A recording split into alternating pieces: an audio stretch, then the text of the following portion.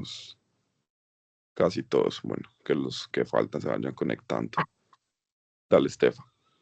Bueno, buenos días, pues ya todos me conocen. Hoy les voy a hablar del enfoque del paciente con infección recurrente por neumococo. Los doctores, pues los infectólogos hoy no pueden estar, pero pues ellos ya me habían revisado la charla, espero que les guste.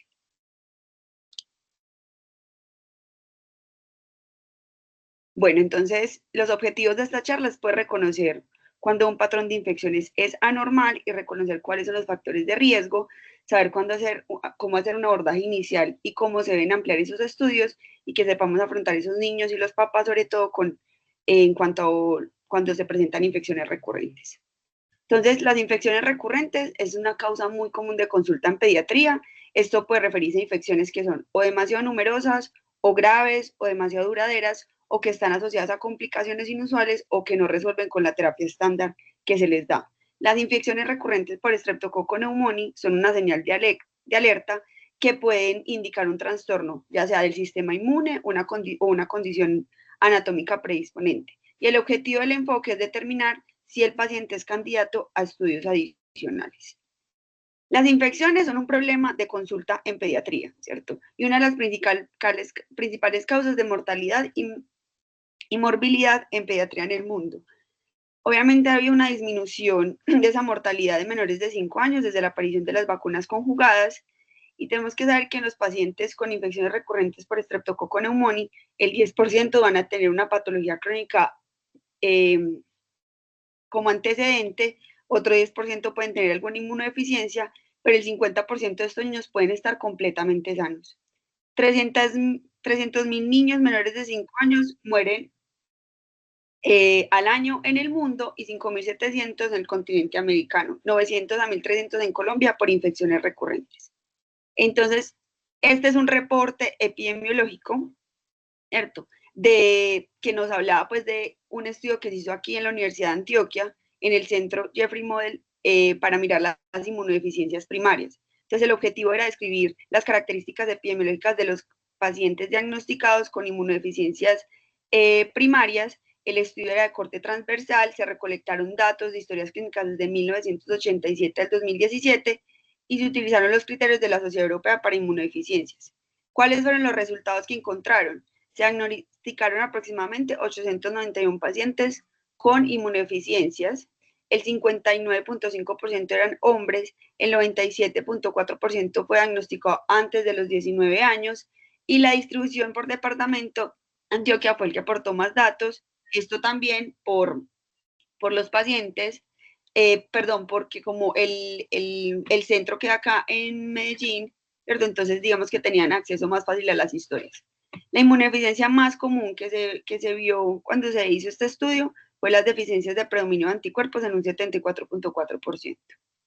Entonces vamos a hablar un poquito del neumococo. El Streptococcus pneumoniae es un coco gram positivo, tipo diplococo, individual o en cadena, tiene cepas encapsuladas y no encapsuladas. La cápsula de polisacáridos es el factor de virulencia más importante de esta bacteria y los antígenos contra la cápsula de polisacáridos son los que determinan los serotipos. Hay más de 90 serotipos, pero 23 son responsables de esa enfermedad invasiva y recurrente.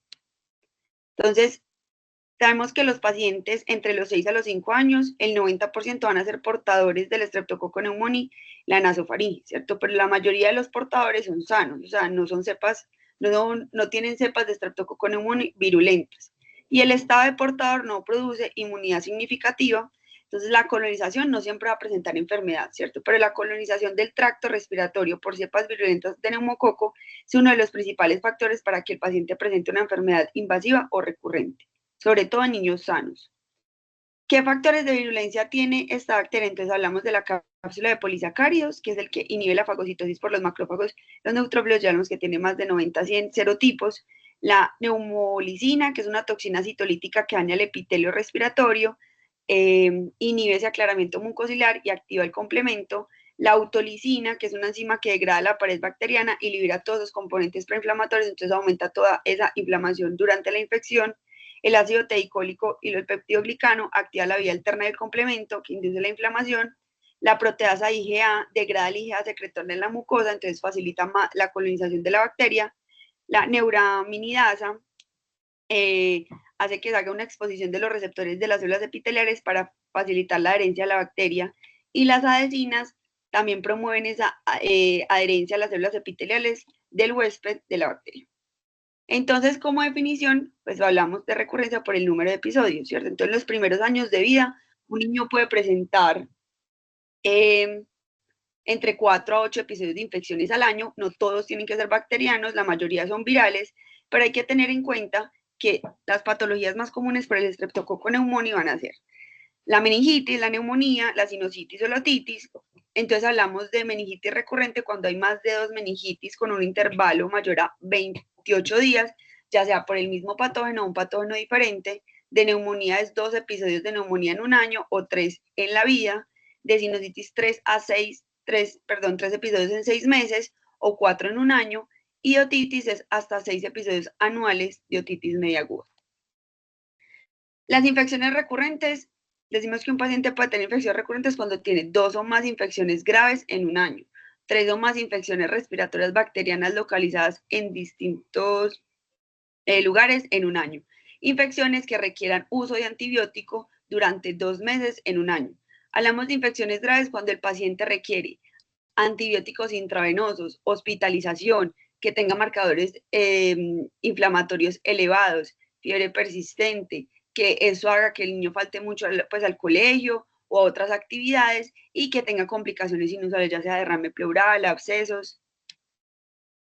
En infecciones recurrentes, cuando una infección recurrente afecta un único órgano sistémico, tenemos que pensar en una anomalía anatómica, ¿cierto? O en un proceso alérgico o si el paciente tiene una enfermedad crónica de base que está afectando ese sistema y por eso el paciente está presentándose con estas infecciones tan recurrentes. Si los procesos infecciosos son leves y frecuentes, pero se hacen en distintos sistemas y no afecta el crecimiento, tenemos que pensar que el paciente esté presentando estas infecciones por condiciones ambientales. Por ejemplo, está yendo mucho al jardín, hay contaminación, está expuesto al tabaco, o muchos de estos pacientes pues también tienen algún otro proceso alérgico. Entonces, hablamos también, pues esto como para, pues no hace parte pues como decía la charla, pero como para tenerlo en cuenta, que estas enfermedades, pues la enfermedad invasiva por neumococo es una infección por Streptococcus pneumoniae en órganos, tejidos o fluidos normalmente estériles asociados a cuadros clínicos generalmente severos. Entonces sabemos que la mayoría de los pacientes pues, que presentan una infección recurrente casi siempre va a ser por una enfermedad invasiva por neumococo, que suele ser o meningitis o neumonía bacteriana, pero también pueden tener bacteremia, artritis séptica, osteomielitis, peritonitis y endocarditis. Este es un estudio, ¿cierto?, que es de corte retrospectivo y quería mirar, pues, como de vigilancia en Inglaterra entre el 2006 y el 2017. Lo que querían ver eran niños menores de 15 años en Inglaterra con enfermedad neumocóxica invasiva confirmada por laboratorio en este periodo. Querían ver si había, pues, haber presentado un episodio previo y se analizaba los riesgos y las características de recurrencia tras el primer episodio. Y se comparaban con los niños que habían presentado un solo episodio versus los niños que habían presentado episodios recurrentes. Lo que querían ver era cuáles eran los factores de riesgo asociados, cuáles eran los serotipos involucrados, cómo era la presentación clínica y la mortalidad a los 30 días.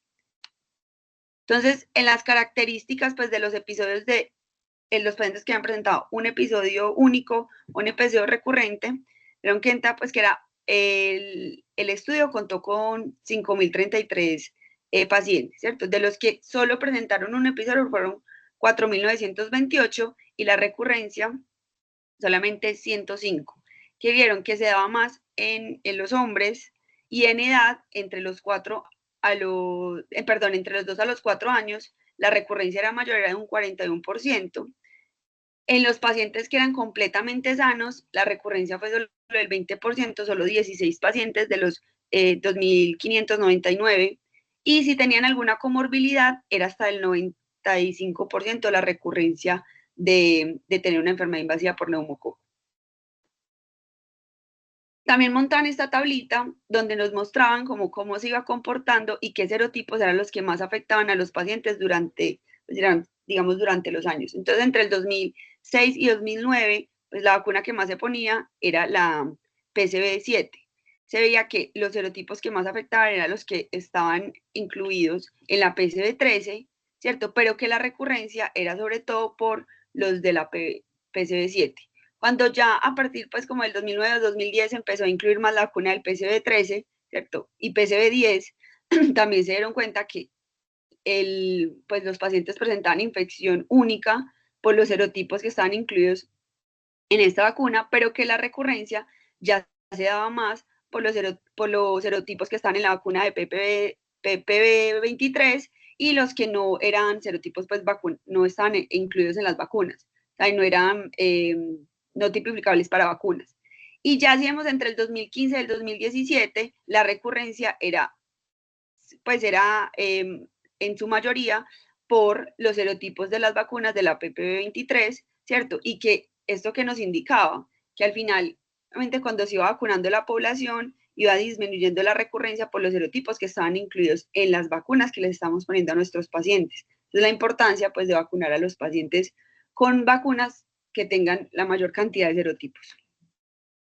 ¿Qué factores de riesgo hay que tener en cuenta? Que los niños menores de 5 años pues siempre van a estar en peligro, especialmente los menores de 2 años, los estados de inmunosupresión, los pacientes que usan esteroides, los errores innatos de la inmunidad, VIH, hemoglobinopatías, cáncer, comorbilidades como la diabetes, la enfermedad pulmonar, cardíaca, hepática o renal, pacientes con dispositivos implantables, sobre todo para meningitis recurrente, implante coclear, dispositivos en el sistema nervioso central, el estado vacunal es muy importante y otros ya sería el hacinamiento, los migrantes, las guarderías que estén en hogares de cuidado o exposición a humo o a contaminantes.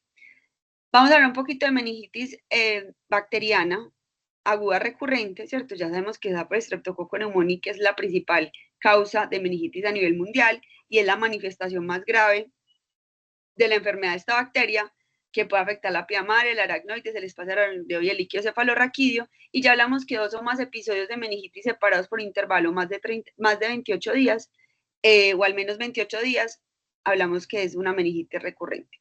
¿Qué características puede tener este paciente que tenga más riesgo de tener una meningitis recurrente?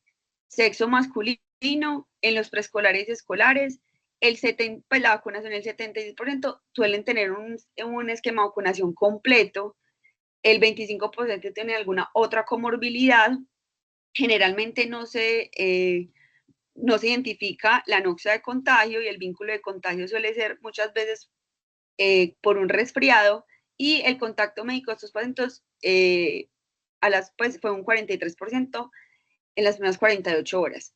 ¿Qué vemos en la etiología? Que si vemos en todos los grupos etarios, excepto en los menores de un mes, vemos que el Streptococcus pneumoniae está incluido, ¿cierto? Entonces, por eso es tan importante, pues, tenerlo en cuenta. En cuanto al diagnóstico, sabemos que se hace con la punción lumbar, mirar el citoquímico del líquido cefalorraquídeo, y si miramos en la parte pues, bacteriana, hablamos que los leucocitos vamos a encontrar más de 1000 polimorfonucleares, que las proteínas van a estar elevadas y que la glucosa en el líquido cefalorraquídeo va a ser la mitad de la glucosa en suero. Estos pacientes, solo el 52% van a tener hemocultivos positivos, pero el 95% van a tener leucocitosis y PCR elevada, pueden tener anemia y alteraciones hidroelectrolíticas, la disfunción de órgano blanco es del 33%, la alteración de la imagen es del 90%, y lo que más nos importa es poderle realizar un film array meningio a este paciente, porque tiene una sensibilidad del 90%, una especificidad del 97%, perdón, y un falso positivo solamente del 2%. En cuanto al tratamiento, pues ya sabemos que pues en los neonatos se trata diferente, pero de un mes a los 50 años, incluso en los casos recurrentes, vamos a poner vancomicina o una cefalosporina de tercera generación, normalmente ceftriaxona, ¿cierto? Y el tiempo recomendado, si se logra aislamiento, es de 10 a 14 días.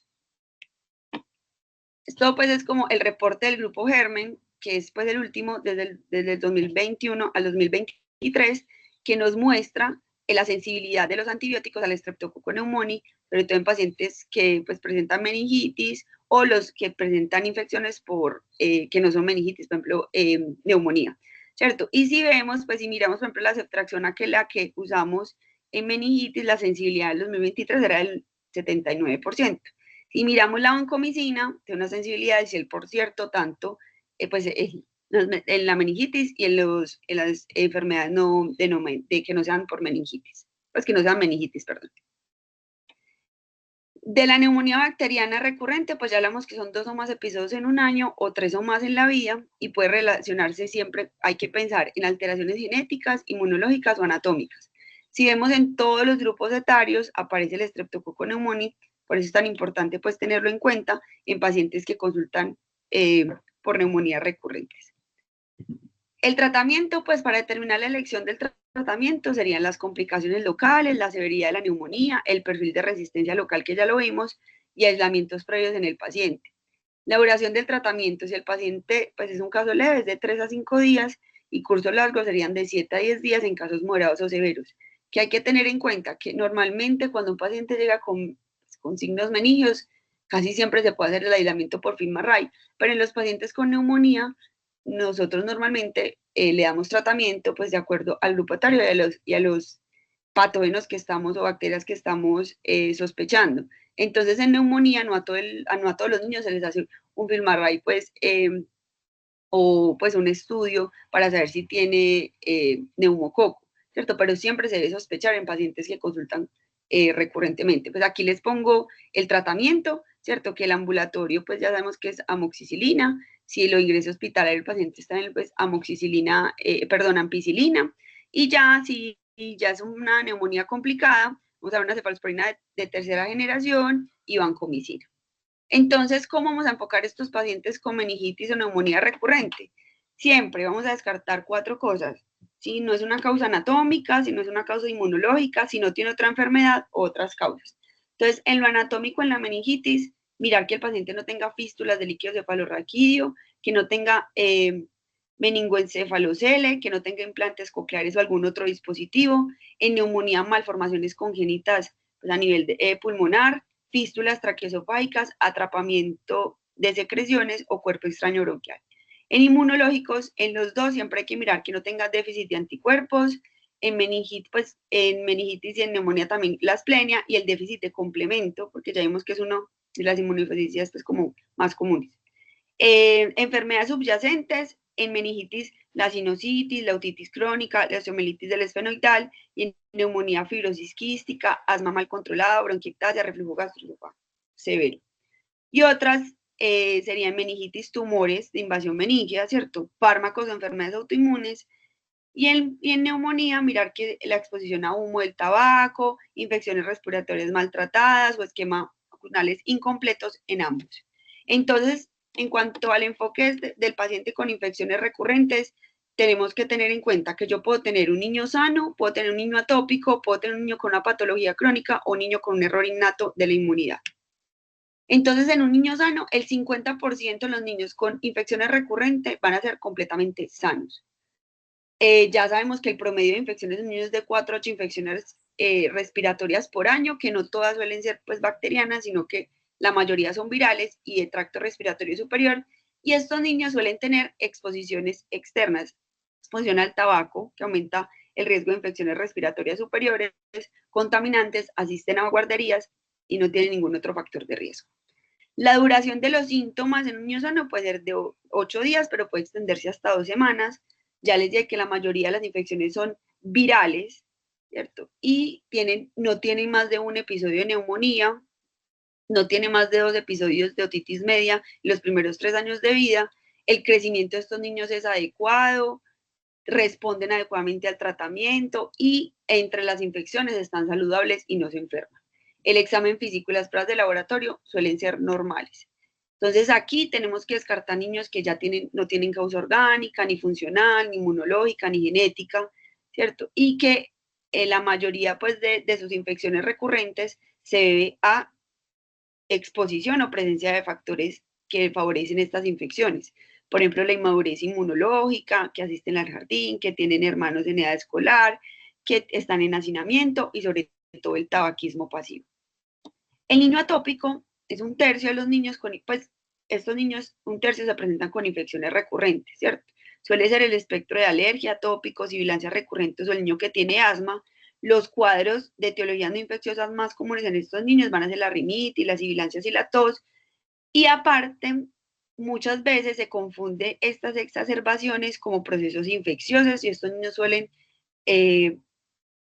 digamos que, tomar antibióticos o que les mandemos antibióticos cada vez que le da una exacerbación pensando que es un episodio infeccioso. La mayoría cursa con infecciones respiratorias superiores, sinusitis, rinitis, otitis, ¿cierto? ¿Y qué pasa? Como estos niños suelen tener, digamos que más irritación en este epitelio respiratorio, entonces aumenta la permeabilidad de las mucosas y tienen mucho más riesgo de que estas infecciones pues se vuelvan sistémicas. Que aquí normalmente siempre vamos a pedir la inmunoglobulina E, que nos ayuda pues, a determinar que el paciente está en un proceso alérgico, ¿cierto? Y también, pues es la que normalmente pedimos en estos pacientes. Ahorita les voy a hablar un poquito más de las otras inmunoglobulinas, pero es muy importante que si yo estoy sospechando que mi paciente con infección recurrente es atópico, le pida la inmunoglobulina E. Por lo general, tiene un crecimiento y desarrollo, tampoco se ven afectados. Vamos a ver las fases atópicas, sin falla en el medro y suelen coexistir muchos con inmunodeficiencias. Entonces hay que también descartarlas. El niño con enfermedad crónica, la enfermedad subyacente no es inmunológica, ¿cierto? Tiene mayor susceptibilidad a infecciones. Estos niños sí tienen afectación del crecimiento y del desarrollo, sobre todo pues en la curva pondoestructural. Puedo tener hallazgos físicos inherentes a su proceso de base, entonces hay que mirar los pacientes que tengan enfermedad renal crónica, alguna enfermedad pulmonar, cardíaca o hepática. Los niños con enfermedad crónica tengo que mirar si tienen falla en la barrera, entonces por ejemplo si tienen fístulas en la piel, en los senos paranasales o efectos estructurales que involucran en la lámina cribosa, y en otras partes del cerebro, mirar que no tengan pues obstrucción, por ejemplo, disfunción de la trompa de Eustaquio, hipertrofia amigdalina, asma mal controlado, eliminación inadecuada de secreciones, los niños con hipotonía, con anormalidades en el sistema nervioso central, que tienen fácil, pues que se pueden aspirar fácilmente, que tienen una estructura anormal o tiene mala funcionalidad de los cilios, que tienen producción anormal de moco y no son pues capaces de barrerlo, problemas cardiovasculares, acuérdense que los niños con enfermedad cardíaca, con aumento del flujo sanguíneo pulmonar, pues tienen más riesgo de infecciones respiratorias y catéteres implantados. Entonces vamos a hablar un poquito de esos niños con error innato de la inmunidad, ¿cierto? Que son entidades en las que hay afectación tanto cuantitativa como cualitativa de cualquier componente del sistema inmunitario, ¿cierto? De tanto la inmunidad innata como la adaptativa. Les voy a hacer un breve repaso fácil de la inmunidad, ¿cierto? Entonces sabemos que tenemos tanto la inmunidad innata como la adaptativa, que la inmunidad innata es la de primera línea, que es la que actúa en minutos a horas tras una exposición de patógeno. Tenemos las barreras, lo primero que tenemos son las barreras epiteliales, que van a ser la piel, van a ser las mucosas, va a ser el química, por ejemplo, el pH gástrico, ¿cierto? Y que si no se logra evitar la entrada del microorganismo al cuerpo, pues esta es la primera barrera de defensa que tenemos. Si este microorganismo logra traspasar estas barreras físicas o químicas, lo primero que se va a encontrar son las células fagocíticas, que van a ser normalmente los macrófagos, las células dendríticas, los neutrófilos, ¿cierto? Y estos patógenos pues se van a reconocer mediante los toll-like, que también se va a activar. Se va a activar toda esa vía de señalización, porque estos fagocitos van a fagocitar por las enzimas que tienen en el interior, van a degradar esta bacteria y van a activar una vía de señalización donde va a haber un proceso proinflamatorio y de quimoquinas. Estos fagocitos lo que van a hacer también es que van a ayudar a activar la vía del complemento alterna. Y lo que hace el complemento es opsonizar ese microorganismo, o sea, lo envuelve, lo marca para que pueda ser destruido por las células fagocitas. Otra vía del complemento es el complejo de ataque de membrana, que ataca a la bacteria, le produce poros a la bacteria, la destruye. Esta destrucción de la bacteria también va a ayudar a que se aumente toda esa inflamación local. Las natural killer, que también son unas células muy importantes en la inmunidad innata, lo que van a hacer es que reconocen las células infectadas por el virus o por la bacteria y las destruye también, ¿cierto? Hace pues es citotóxica. Y dependemos también, ya aquí pues se activa todo el linfocito T y dependemos de los linfocitos T para poder activar la inmunidad adaptativa, ¿cierto? Entonces en la inmunidad adaptativa, los linfocitos T van a reconocer ese antígeno porque las células dendríticas le van a presentar el antígeno a los linfocitos T, ¿cierto? Por ese complejo mayor de histocompatibilidad. Esos linfocitos T se activan y se van a diferenciar en CD4 y CD8. Los CD8 destruyen, digamos, células infectadas, tienen una función más citotóxica, y los linfocitos CD4 se activan y se van a diferenciar, y esta diferenciación va a llevar a que los linfocitos CD4 puedan hacer una presentación de ese antígeno a los linfocitos B, los van a activar, y esos linfocitos B se van a madurar, se van a diferenciar en células plasmáticas y van a empezar a producir los anticuerpos, ¿cierto? Entonces, más o menos así, pues es más o menos así, ¿no? Así funciona pues nuestra inmunidad. Pues esto es un repaso corto para poder entender un poquito los errores innatos de la inmunidad. Entonces tenemos que los errores innatos de la inmunidad son defectos genéticos que interfieren en el sistema inmunológico, frecuentemente son hereditarias, son autosómicos recesivos, y el diagnóstico temprano pues va a mejorar la calidad de vida y son más tratables estos pacientes. Nos hablan que el 65% pueden tener déficit de células B, el 15% de deficiencia combinada humoral y celular, el 5%, el 10% de efectos de los fagocitos, el 5% pueden tener deficiencia de inmunidad celular y defectos en el complemento. Pero hay una clasificación por el Comité de Errores Innatos de la Inmunidad de la Unión Internacional de Sociedades Inmunológicas que lo divide en 10. Yo no voy a hablar de todos, voy a hablar de los, digamos, de los más importantes. Entonces, hablamos de una inmunodeficiencia combinada cuando afecta tanto los linfocitos T como los linfocitos B. Es aproximadamente el 20% de estas inmunodeficiencias. Se produce por déficit de linfocitos T con afectación o no de los linfocitos B porque no se van a activar. Todos cursan con una disminución de las inmunoglobulinas. Y pueden tener una inmunodeficiencia severa combinada cuando se afecta tanto los linfocitos B, T como B, porque no vamos a tener pues producción de anticuerpos y por ende no vamos a tener memoria, ¿cierto? Entonces estos pacientes suelen presentarse con infecciones severas multisistémicas. Hay falla en el medro, hay atrofia generalizada del tejido linfoide, hay ausencia del timo cuando se hacen pues imágenes. Pues siempre pensar en pacientes que tengan con infecciones severas multisistémicas en que pueda tener una inmunodeficiencia combinada. Las inmunodeficiencias, eh, las inmunodeficiencias combinadas también representan el 15% del total de las inmunodeficiencias, ¿cierto? Son infecciones recurrentes virales, bacterianas, fúngicas, están asociadas frecuentemente a otras alteraciones de la inmunidad y a manifestaciones alérgicas. Las manifestaciones sindrómicas son muy variables de acuerdo al gen que se afecta, y estos pacientes suelen tener retraso en el crecimiento, enanismo, radiosensibilidad, mayor susceptibilidad a neoplasias, displasias óseas, microcefalia, falla medular, hasta cardiopatías. Las deficiencias predominantemente de anticuerpos, que son el 50% de las inmunodeficiencias, son defectos en el desarrollo de la maduración de los linfocitos B, como les expliqué ahorita. El inicio, pues como que el paciente empieza a presentar infecciones recurrentes es más o menos a los 5 o a los 6 meses, porque al principio pues van a estar cubiertos por los IgG maternos que pasaron pues transplacentariamente, les va a cubrir de las infecciones que la mamá tenga pues anticuerpos. Las infecciones pueden ser moderadas o recurrentes, sobre todo el tracto respiratorio y gastrointestinal. Pueden tener hiperplasia nodular linfoide, hay mayor incidencia en ciertas neoplasias, y los podemos dividir en dos. Pueden ser por agamaglobulinemia, que son reducción grave de todas las inmunoglobulinas que producen los linfocitos B, o sea, hay ausencia de inmunoglobulinas. Y las inmunodeficiencias como un variable es que hay una deficiencia de anticuerpos, pero una reducción de algunos de los anticuerpos que se producen por los linfocitos B. Entonces los linfocitos B van a estar en número, pueden estar normales o un poquito bajitos. ¿Cuáles son las bacterias rojas para yo sospechar una deficiencia de anticuerpos?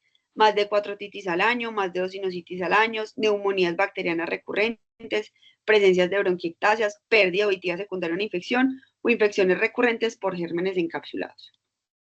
Los defectos congénitos de los fagocitos se presentan en el 11% de los pacientes.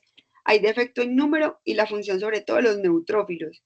Entonces hay neutropenias severas y hay defectos en la motilidad de esos neutrófilos. Estos pacientes suelen presentar tempranamente infecciones recurrentes, pero en piel y mucosas y órganos profundos por bacterias extracelulares, hongos y algunos oportunistas.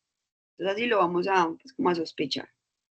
Los defectos de la inmunidad intrínseca o innata, ¿cierto? Es un síndrome de susceptibilidad mendeliana que afecta por infecciones por micobacterias. Hay mutaciones en los genes que codifican a las proteínas involucradas en ese eje de señalización de citoquinas para hacer una respuesta inmune por las células pues digamos que de primera línea, que van a ser los macrófagos, las células dendríticas, los monocitos, los neutrófilos, y dan infecciones debidas a micobacterias no tuberculosas, por ejemplo, el Mycobacterium avium, el complex, Mycobacterium abscessus, y estos también, pues, y la Mycobacteria bovis, que sí es tuberculosa, sí es del complejo tuberculoso, pero lo vamos a tener en cuenta porque estos pacientes hacen una enfermedad diseminada por micobacteria, sobre todo, por ejemplo, cuando les ponen la vacuna del BCG.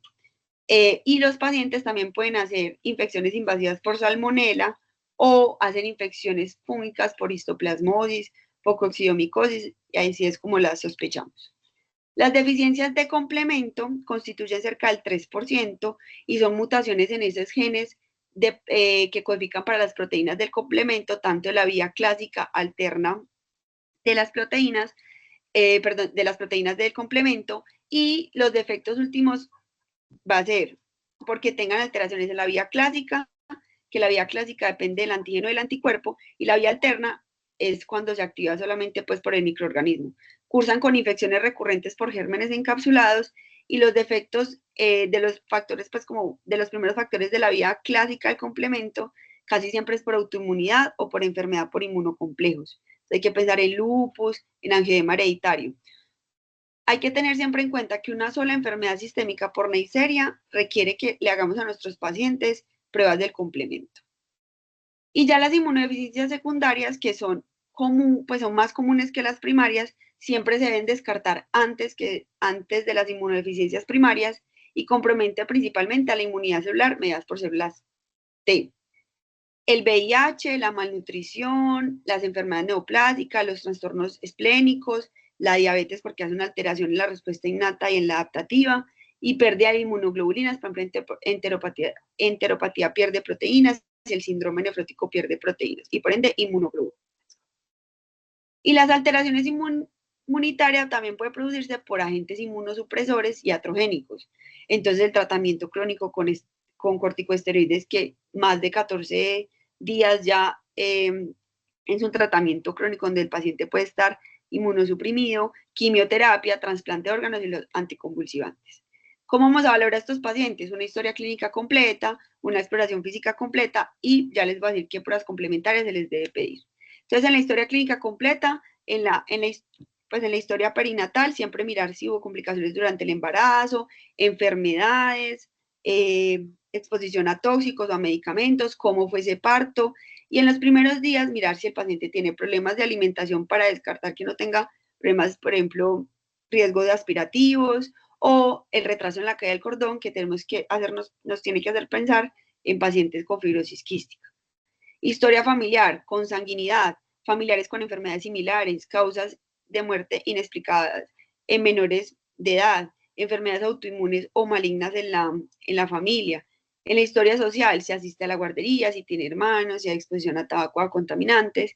Historia personal, el paciente cómo viene creciendo, cómo es su desarrollo psicomotor, cómo están esas vacunas, si tuvo efectos adversos con las vacunas, qué fármacos utiliza el paciente y mala cicatrización de las heridas. Entonces, en episodios, yo siempre tengo que preguntar la historia clínica si el paciente tuvo episodios infecciosos previos, si fue de etiología bacteriana, viral, por hongos, infecciones oportunistas, si requirió manejo antibiótico, dónde fue la localización de esas infecciones, en meninges, en hueso, en articulaciones, si fue una bacteremia, si presentó sepsis. Entonces aquí les hice un resumen de pues uno que piensa cuando un paciente, pues de acuerdo a la infección que tiene el paciente. Entonces, por gérmenes encapsulados, vamos a pensar en defectos de las células B. En Neisseria, en déficit de complemento. En infecciones por vacunas vivas, defectos de la inmunidad innata. en candidiasis grave prolongada, en afectación de la inmunidad celular. Infecciones de virales pues, respiratorias, infecciones de la vía respiratoria alta normalmente es frecuente y la mayoría son virales. Tracto respiratorio inferior recurrente, enfermedad pulmonar crónica o si tiene alguna inmunodeficiencia. En el tracto gastrointestinal, diarrea crónica, hay que pensar en inmunodeficiencia celular o humoral. Sepsis, meningitis, deficiencias de anticuerpos o de complementos y abscesos cutáneos o profundos, defectos de los fagocitos y de los anticuerpos. Al examen físico siempre hay que hacer un examen físico completo, ¿cierto? Para mirar si tiene otras causas del paciente que está presentando estas infecciones. El examen físico normal no excluye que un paciente tenga defectos en la inmunidad. Hallazgos subjetivos como mirar si el paciente tiene alergia, tiene alguna enfermedad crónica o tiene pues alguna inmunodeficiencia que nos pueda guiar pues como en el diagnóstico. Cómo está la apariencia, los signos vitales, mirar siempre cómo está esa estatura, este peso, si veo rasgos dismórficos, mirar si tiene úlceras orales, porque eso nos habla de enfermedad crónica granulomatosa, inmunodeficiencia combinada, neutropenias severas, periodontitis, gingivitis, estomatitis, defectos en los neutrófilos y candidiasis, defectos en los linfocitos T, inmunodeficiencias combinadas, síndrome del hiperemia. Bueno, pruebas complementarias. Entonces hay que elaborar un seguimiento con hemograma, ¿cierto? Entonces, inicialmente un paciente que esté infectado, yo le voy a pedir un hemograma y la mayoría van a tener linfocitos, pues van a tener los linfocitos, van a tener leucocitosis, ¿cierto? Pero yo inicialmente con mi paciente con enfermedad aguda, yo no le voy a hacer un diagnóstico de una inmunodeficiencia. Entonces yo le tengo que hacer el seguimiento después de que el paciente se mejore, a ver cómo están esos linfocitos, esos neutrófilos, esas plaquetas. Y sabemos que hay pues definición de esa linfopenia de acuerdo a la edad del paciente para tenerlo en cuenta. Entonces yo en el hemograma, le voy a hacer un hemograma completo, voy a mirar los neutrófilos para mirar que no tenga neutropenias, voy a mirar los linfocitos para mirar que no tenga linfopenia, ¿cierto? Que es como el primer hallazgo que se puede hacer por inmunodeficiencia celular, si tiene anemia, si tiene trombocitopenia, los eosinófilos de los pacientes atópicos y el frotis sanguíneo para mirar cómo están esas células. Y hago una bioquímica básica para descartar otras enfermedades crónicas. La glicemia, mirar la creatinina, albúmina, electrolitos, puedo pedir pruebas hepáticas, puedo pedir pruebas, digamos, de pulmonares si yo estoy sospechando que el paciente tenga algo pulmonar, o ya cardíacas si yo estoy sospechando alguna cardiopatía.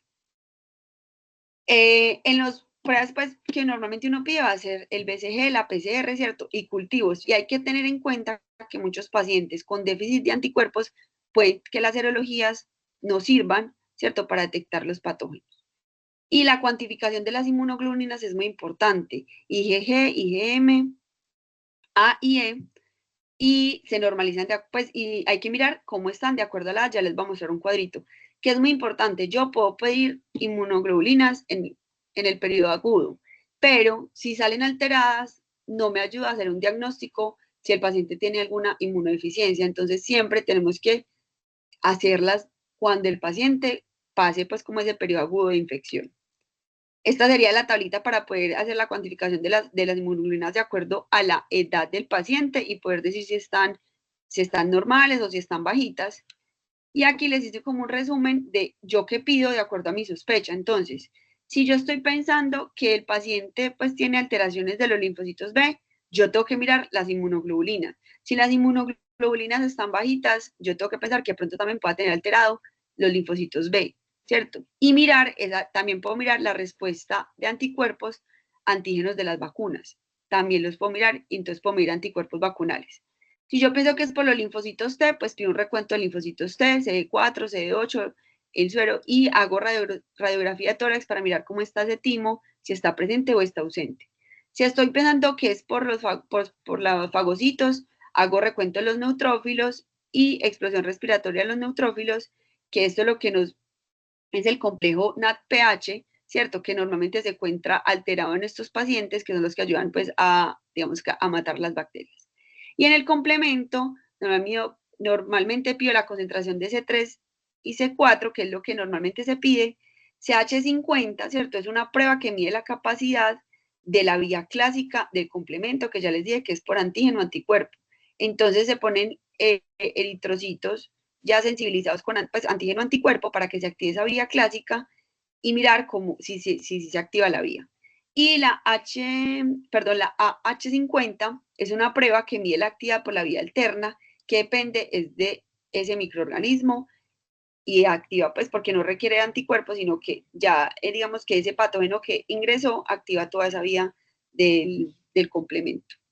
En imágenes, radiografía de tórax para mirar las bronquiectasias, alteraciones costales, alteraciones cardíacas, ausencia del timo que nos diera inmunodeficiencias de células T, radiografía de senos paranasales de Cowen y ausencia del tejido adenoide sugiere inmunodeficiencias, ecografía abdominal para descartar ausencia del vaso, sobre todo en menores de 6 meses, y ya para orientar localización de la infección. Y ya las pruebas pues como más avanzadas, que normalmente pues no las pedimos nosotros, ya son las respuestas vacunales, los títulos de anticuerpos frente a vacunas previas, o yo puedo pedir ya poblaciones de linfocitos, CD3, CD4, CD8, CD10, en los linfocitos B, CD19 y CD20, y ya las subclases de las inmunoglobulinas. En cuanto al tratamiento, entonces, equipo multidisciplinario de especialistas, normalmente el infectólogo, y ya de acuerdo si el paciente tiene alguna enfermedad crónica, el especialista que necesite, si necesita un cardiólogo, si necesita un neumólogo, un nefrólogo, siempre mirar los aspectos emocionales, sociales y nutricionales de estos pacientes. En los pacientes con inmunodeficiencias, prevención de infecciones, o sea, el aislamiento, la protección, restringir visitas, o sea, explicarle bien a los papás, el tratamiento de las infecciones, las complicaciones y las secuelas. En los niños con inmunodeficiencias, si necesita transfusiones, tratar de limitarlas, y si no, con glóbulos rojos desleucocitados e irradiados, y las profilaxis antimicrobiana en algunos pacientes. Entonces, en los niños con error innatos de la inmunidad, tenemos que optimizar esos cuidados terapéuticos y preventivos. Entonces, tratamiento, el paciente que sabemos que ya tiene una inmunodeficiencia, cada vez que se presente con una infección aguda, pues vamos a hacer una antibiótico-terapia precoz, la prevención de las infecciones, entonces las medidas de aislamiento, profilaxis antibióticas de acuerdo a la inmunodeficiencia que tenga. Por ejemplo, si es una inmunodeficiencia celular, tenemos que dar manejo para con trimethoprim para hemocistitis girovesi. Las vacunas son muy importantes, y en tratamientos sustitutivos tenemos la administración de inmunoglobulinas de forma periódica, pero esto normalmente ya lo hace inmunología. Para nosotros, ¿qué nos importa? La vacunación, ¿cierto? La vacunación contra el neumococo es lo más importante. Sabemos que en Colombia tenemos, pues, de vacunas, tenemos la PCV10, PCV13, PCV15 y la PPV23. La PCV20 ya está que llega, que es, yo creo que es la que, pues, por la que ya vamos a ponerle a los pacientes. Sabemos que en el PAI, antes del 1 de mayo del 2022, se incluye la PCV10, pero después entró en vigencia la PCV13 para todos los niños, y que el esquema, para que nos acordemos, es a los 2, a los 4 y a los 12 meses, ¿cierto? Yo tengo que completar mi esquema de vacunación con la vacuna que inicié, y en los pacientes que, por ejemplo, no entraron pues en vigencia para recibir la PCV13, yo les puedo hacer un catch-up con una dosis de la vacuna de PCV13. O sea, los que tuvieron PCV10 le pongo PCV13. Y la polisacárida, que es de 23, solo se puede en mayores de 2 años con riesgo de enfermedad invasiva. Y esto es porque esta no es una vacuna conjugada, ¿cierto? No hace tanto efecto inmunológico. Entonces yo primero tengo que tener una vacuna conjugada, ya sea PC10, PCV13 o PCV15, ¿cierto? Antes de poner una polisacárida que pues tiene unas indicaciones. Entonces aquí les trae como unas evidencias de por qué es importante la vacunación.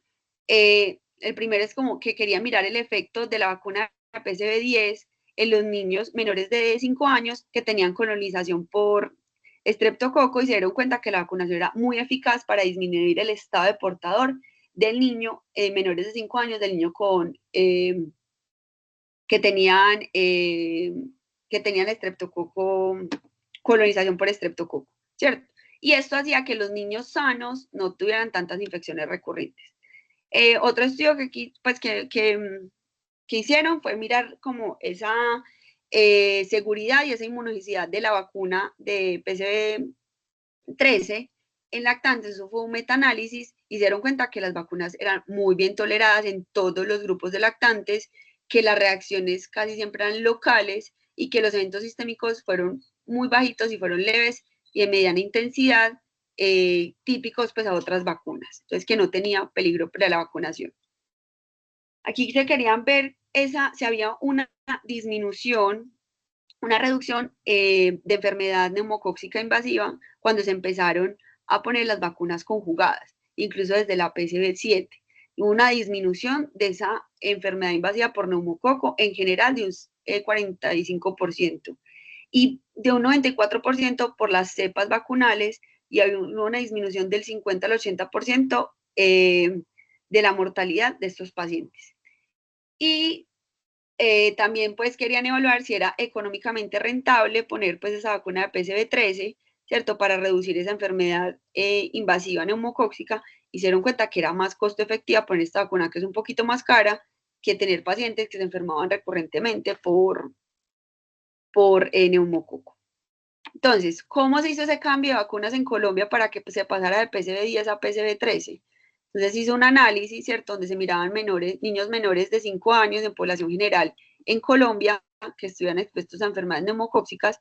Lo que querían ver era la vacunación, pues se daba vacunación universal con PCV10, ¿cierto? Y ya después, pues querían demostrar que era necesario cambiar a PCV13. El periodo se miraba el prevacunal, el uso de la PCV7, la ausencia de la vacunación y se comparaba con la PCV13. Y se miraba la reducción, la incidencia, la mortalidad y la resistencia antibiótica.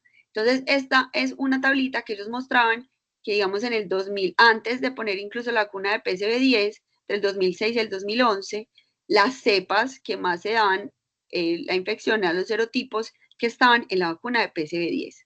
Pero cuando se implementó en el 2012, pues empezaron a bajar radicalmente las infecciones por estos serotipos. Pero si vemos, a partir del 2015 empezaron a aumentar los serotipos 3, 6A y 19A que no estaban incluidos en la vacuna de PCV10. Y eran los que estaban causando enfermedad, pues como más enfermedad por neumococo y sobre todo enfermedades recurrentes e invasivas. Esta es otra tablita que muestran que los niños menores de 5 años se veían más afectados, que estaban vacunados con la PCV10, se veían más afectados por el serotipo 19A, que no está incluido en la vacuna que estábamos poniendo en ese momento, al igual que los pacientes entre los 5 a los 14 años. Y otra cosa que querían demostrar era que se aumentó la resistencia, ¿cierto?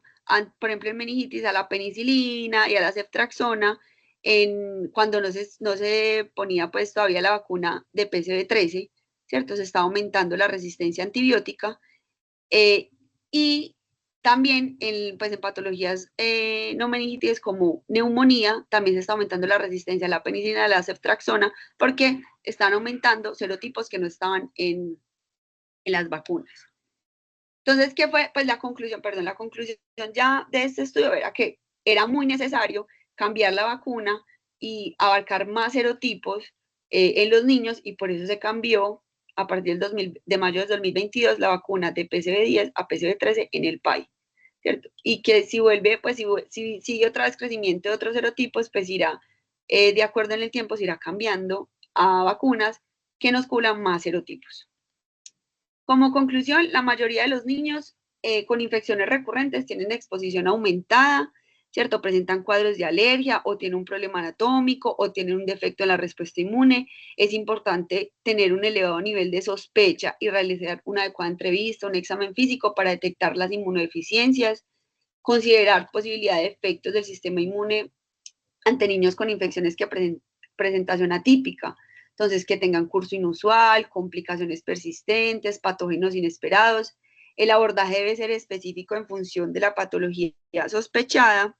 Es crucial hacer un diagnóstico temprano, ¿cierto? Para evitar que la enfermedad se complique y gracias pues a los avances diagnósticos y al tratamiento, cada vez más niños con infecciones pueden ser tratados con éxito. Muchísimas gracias.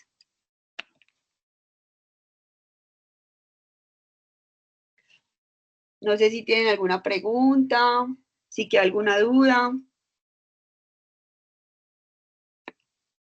Hola.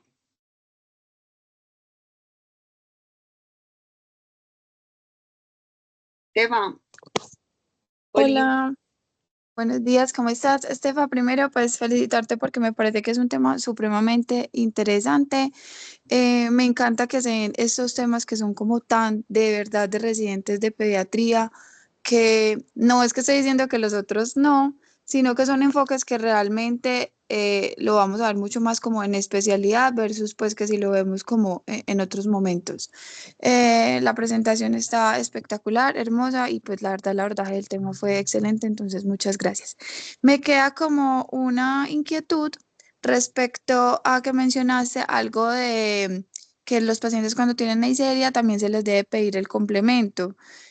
Pues creo que me llamó justamente pues mucho más la atención ahora porque estoy pasando con reumatología y todo el tiempo hablamos de complemento, entonces te quería preguntar pues si eso siempre es así y pues si es como lo que pedimos de complemento tradicionalmente.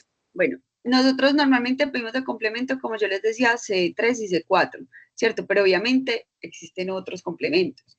En la Neisseria, que también es una bacteria encapsulada, normalmente el ataque hacia la Neisseria es por el complemento C5 y C8, que esto forma el complejo de ataque de membrana. ¿Qué pasa? Los pacientes que presentan infecciones por Neisseria normalmente tienen deficiencia de C5 y C9, que normalmente nosotros no lo pedimos. Entonces, es muy importante pensar que estos pacientes puedan tener déficit de complemento, pero no por el complemento que normalmente pedimos, que es el que pedimos cuando pensamos en algo autoinmune. Entonces, por eso nos decían que como los pacientes que presentan infección por Neisseria no hacen como ese complejo de ataque de membrana porque tienen deficiencia de C5 y C9. Entonces, es muy importante, digamos que tener en cuenta esto para que si yo lo estoy sospechando, pedir ese complemento, ¿cierto? Porque normalmente nosotros, o sea, yo nunca lo he visto que lo pidan, ¿cierto? Y haciendo la charla me di cuenta que se tendría que pedir. Súper, muchísimas gracias. ¿Alguna otra pregunta? ¿Algún otro aporte? Aleja. Tefa nos pregunta, muchísimas gracias por tu exposición, demasiado buena. Ayer veía con preocupación y me encanta que hayas hecho tanto énfasis en la vacunación porque aún en centros de vacunación están retrasando vacunas con pacientes que tienen síntomas respiratorios leves. Entonces, eso me llamaba mucho la atención porque tenía un paciente que tenía un retraso bastante importante de las vacunas de 2 meses y 4 meses porque en su centro de vacunación en Magal le dijeron que porque tenía mocos no la vacunaban. Entonces, digamos que recordar que las pruebas y los estudios que hacen en vacunación son bastante importantes y todo lo que implica. Entonces, nosotros, digamos que es una responsabilidad de nosotros estar pendientes, revisar esos carnets y seguir haciendo, o sea, como enseñando a las mamás la importancia de que seamos muy puntuales y muy juiciosos con la vacunación, porque definitivamente no hay duda de que cambia vidas. Lo otro que me llamaba mucho la atención es en el Congreso de Cartagena justamente veíamos unas infecciones recurrentes de la vía aérea y sobre todo hablaban de la superior, que no olvidar que cuando los niños entran al colegio, ese número mágico como de infecciones respiratorias, digamos que virales, en la edad en que entra al colegio es de 7 a 8 episodios. ¿Listo? Que eso también es importante que nos llevemos como complemento de la charla para que también estemos como pendientes de las mamás y no decirle a esas mamás, no, es que no se preocupe porque la gripa va a durarle todo el año. ¿Listo? Entonces, como tener el número de episodios, mirar bien nuestro paciente y enfocarlo dependiendo de qué paciente estamos viendo. Gracias, Estefa. Muy buena tu charla. Gracias. Sabri. Hola, ¿me escuchan bien? Sí. Bueno, no, me pareció muy pertinente, oportuna e importante el tema. Como tú dijiste, hay que tener alto índice de sospecha. Siempre debemos tener en el radar los errores innatos de la inmunidad, sobre todo cuando nos enfrentamos a pacientes con infecciones por recurrentes. Importante también definir cuál es ese recurrente que puede ser usual o que se considera pues en el niño sano versus el que no. Y también decirte, cuando dijiste lo de la caída tardía del cordón, además de sospechar fibrosis quística, es una primera sospecha cuando hay problemas de adhesiones leucocitarias por las natural killer. Entonces, desde esa caída del cordón, después de 15 días, uno puede empezar a tener sospechas. Eso hay que preguntarlo en la anamnesis y complementarlo con infecciones recurrentes. Y lo otro que nos mencionaste, pues sospecharlo y poder hacer las primeras detecciones. Muchísimas gracias. No, a ustedes muchísimas gracias. Yo creo que ya, Nati. Estefi, felicitarte por la presentación y lo otro es como resaltar mucho el cuadrito que pusiste de las inmunoglobulinas, porque obviamente los laboratorios nos traen unos valores de referencia, pero recordar que eso es por edad. Entonces, a veces, pues obviamente ahorita que Aleja y yo estamos en Neumo, lo vemos más en consulta, a veces se ven los pacientes pues del servicio de hospitalización cuando se está sospechando inmunodeficiencias, pero siempre recordar que los valores son específicamente por la edad. Y llegan pacientes a consulta con valores como que, incluso por pediatra, como no, el valor de las inmunoglobulinas está normal. Y cuando vamos y verificamos la parte de la tabla por los valores de la edad, realmente nos damos cuenta que esos pacientes a veces tienen inmunodeficiencias. Entonces, recordar eso porque pues si no lo sabemos, tampoco las vamos a poder interpretar bien y nos vamos a poder, pues nos quedamos tranquilos con un valor de referencia de laboratorio que realmente no es el valor normal. Así es, Nati. ¿Alguna otra pregunta, aporte? Si no, para dar ya terminada la charla. Listo. Niños, muchísimas gracias. Nos vemos el otro miércoles. Que les rinda hoy. Gracias, feliz día. Gracias. Gracias. Gracias. Gracias. Chao, feliz Muchas día. gracias, feliz día.